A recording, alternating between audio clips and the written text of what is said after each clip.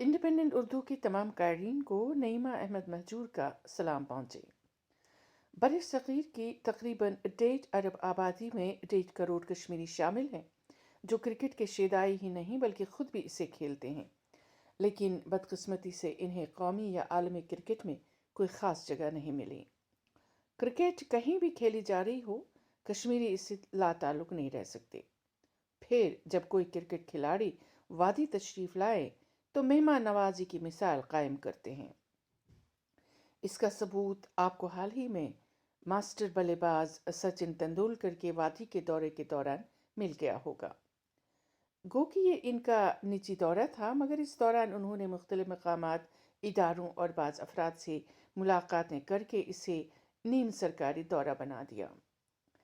तेंदुलकर का खैर मकदम करने के लिए जहां हर मकाम पे सरकारी मशीनरी पेश थी, वहीं बाज़ कश्मीरियों को भी उनसे बातचीत करने का मौका मिल गया, भले ही वो सख्त सिक्योरिटी के हिसार में क्यों न थे। गुलमर्ग के बर्फपोश पहाड़ों पे सचिन तेंदुलकर ने क्रिकेट के कुछ शॉट मारे और दुनिया से मुखातिब होकर कहा कि वो जन्नत में क्रिकेट खेल रहे हैं। गुलमर्ग में मौजूद रियाज लोन कहते हैं कि काश वो बगैर सिक्योरिटी के होते तो उनसे वाकई बातचीत करने का कुछ और ही लुत्फ होता। रियाज खुद क्रिकेट खेलते हैं और एक ज़माने में सचिन के ख़ास शेदाई रहे हैं। आजकल वो विराट कोहली और शाहिद आफरीदी को क्रिकेट का अपना रोल मॉडल तस्वुर करते हैं। मैंने पूछा कि अगर कोहली या आफरीदी वादी आए तो किस तरह का रद्द अमल सामने आएगा। लंबी खामोशी के बाद वो हंसते हंसते कहने लगे, विराट को देखने के लिए भीड़ ज़रूर लग जाएगी और एक बेहतरीन खिलाड़ी के तौर पे इनका मान रखना ज़रूरी है, मगर लाला लाला को देखने के लिए अवाम का समंदर उमड़ कर आएगा और शायद सरकार को कर्फ्यू नाफिज करना पड़ेगा।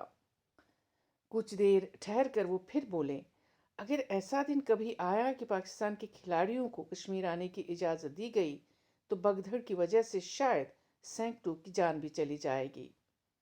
पाकिस्तान से हमारे लाख इख्तिलाफात, मगर उसके खिलाड़ी हमारे दिल में रहते हैं, बिलखसूस इमरान खान, लाला आफरीदी और बाबर आजम।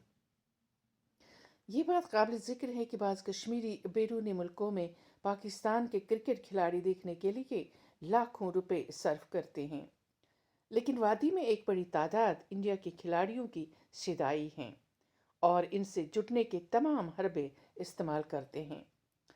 कश्मीर दौरे के दौरान सचिन ने एक्स पे कई बार अपने तासुरात लिखे और इसकी खूबसूरती से लेकर इसकी मौसीकी को अपने शिदाइयों तक पहुंचाया। बिस्को स्कूल के एक तालिब इल्म अहमद कहते हैं कि तेंदुलकर से मिलने की मेरी बड़ी ख्वाहिश थी, मगर वो हम जैसे आम लोगों से नहीं मिले। सड़क के बीच में बैट हाथ में लेने से क्या फ़र्क पड़ता है, उन्हें कश्मीर की किसी टीम के साथ खेलना चाहिए था जिससे हम जैसे खिलाड़ियों की हौसला अफजाई होती। ताहम सचिन तेंदुलकर ने श्रीनगर में पैरा क्रिकेट टीम के कप्तान आमिर हुसैन लोन से मुलाकात की और इनको हौसला दिया। इसके अलावा सचिन ने उड़ी सेक्टर में इंडियन फौजियों के साथ भी कुछ वक्त गुजारा।